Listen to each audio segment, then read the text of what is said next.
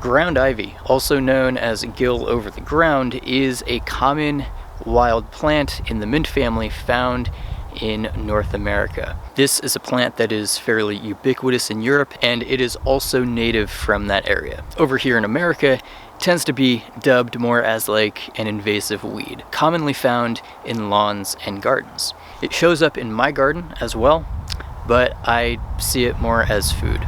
And so in this video, I want to share 3 delicious recipes that I use ground ivy for.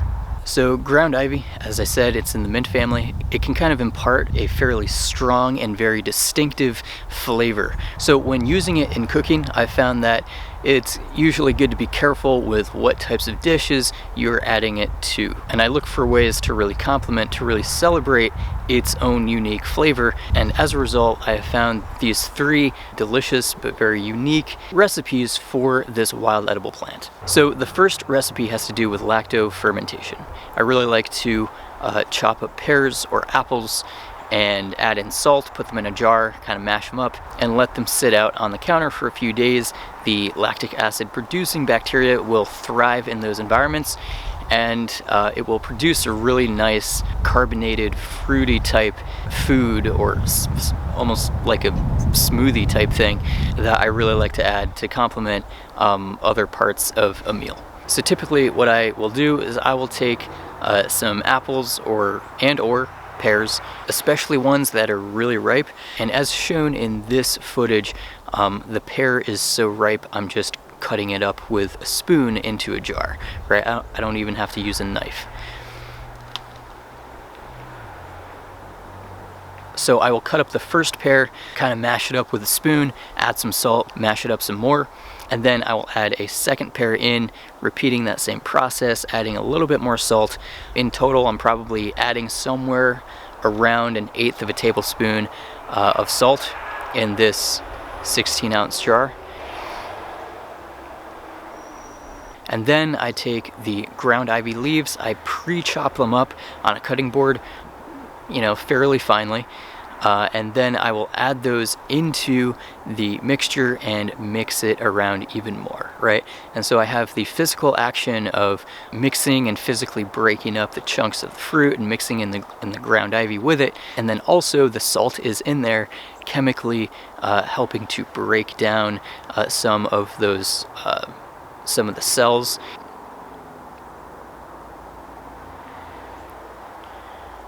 So that the mixture can become more open, more active, and we can get a good mixing of flavors.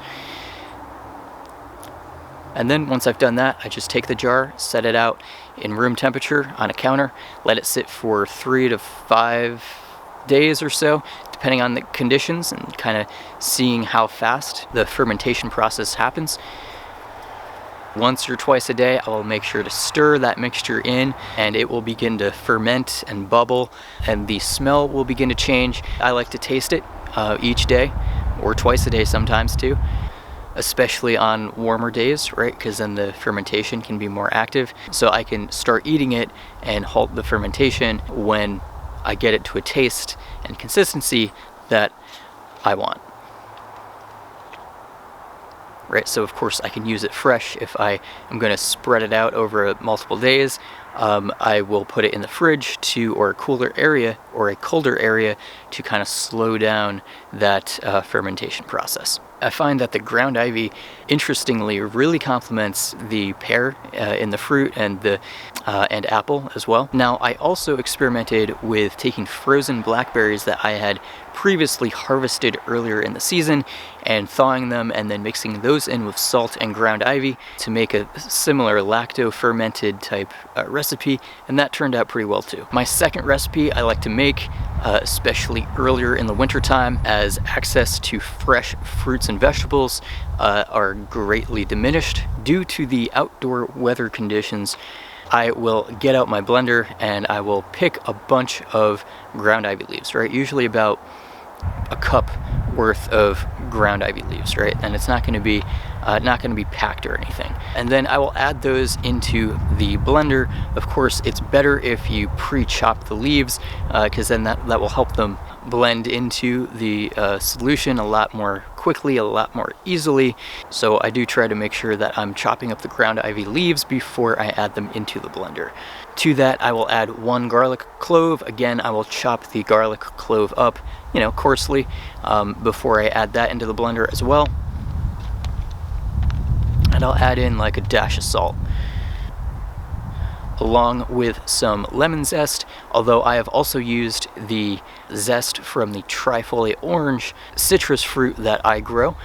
So for me, that is a local option. And then I'll also add in about a tablespoon of apple cider vinegar and 1 tablespoon of olive oil. Then for some sweetness, I will add in some blackberries, like frozen blackberries that I've harvested from my garden as well. Those add a really nice fresh and sweet flavor to this dressing, and they also help weigh down the ground ivy leaves in the blender so that the ingredients can get blended together much better. Then what I do is I blend all the ingredients together, of course, until I get to a consistency that I like. And the cool thing about the blackberries too is that they add a nice color, nice pinkish reddish color to this dressing, probably courtesy of their anthocyanin content. And I find that this dressing is really great complement to salads or to cooked dishes too, like on top of different types of, roots or tubers, and mixed in to give a nice fresh flavor to what otherwise might be just a, calorie dense, bland eating experience in the wintertime. And then of course to store it, I can just store it right in the refrigerator. The third and final recipe that I am sharing with you today is kind of like a mayonnaise type recipe. Now I have made mayonnaise in the past. I don't know if I've ever done a video on it though, but basically mayonnaise is a mixture of oil and water, right? But we can kind of understand that oil and water in and of themselves do not mix. So we need to add in a binder or an emulsifier. And so this emulsifier is going to be something called lecithin.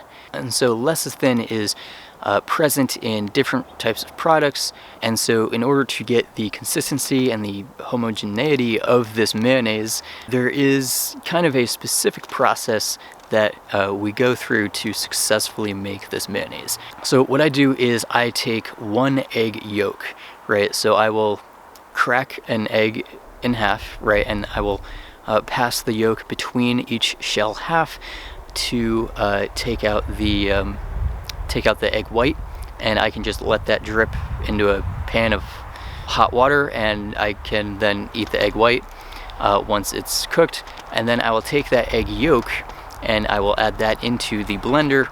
And so the egg yolk does contain some lecithin, but to further empower its effect, I also add in 1 tablespoon of yellow mustard powder. The yellow mustard powder also gives a bit of a spicy kick to this mayonnaise as well, which I do appreciate.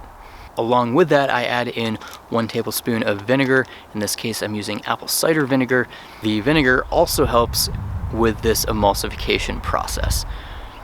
It also helps to act as a preservative and adds a nice sour flavor to the mayonnaise. Then I chop up some ground ivy leaves and add in 1 cup of ground ivy leaves.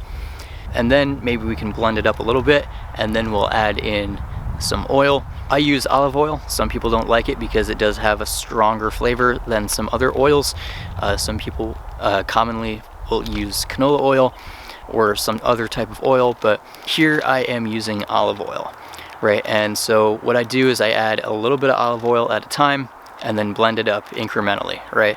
I don't want to add too much olive oil at once because that may potentially disrupt the emulsification process, and that's not something that I want to do. And then I will continue adding the olive oil until I reach a desired amount or consistency that I am looking for. And in this particular recipe, I did end up doubling the mustard and the vinegar. So that was 2 tablespoons of ACV and 2 teaspoons of mustard. so that the stuff would mix together a little bit more easily. I also didn't have a whole lot of olive oil at that time, and I wanted the stuff to be able to have enough quantity to be able to be mixed in the blender. And then I also added in an additional egg yolk as well. But that's probably not technically necessary, but for my specific context, I found it to be helpful. So when making mayonnaise, I like to drain off the egg white and cook that, and then I'll eat the egg white because, you know, don't want it to go to waste.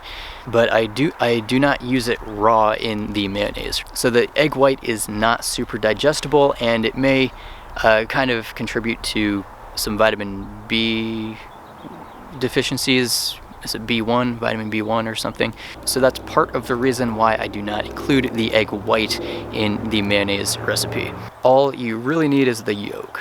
So when I'm out in the garden and I am weeding out a bunch of ground ivy, I like to try to maximize the potential of nutriment that I can get from my garden. And I don't want to go into the garden with the perspective of weeding, but rather harvesting. And so it gives me a good feeling to be able to go out there and harvest ground ivy and appreciate what it brings to the table, literally. And it all adds to and enhances my gardening experience. So thank you so much for checking out this video, and I look forward to seeing you in a future video. Take care.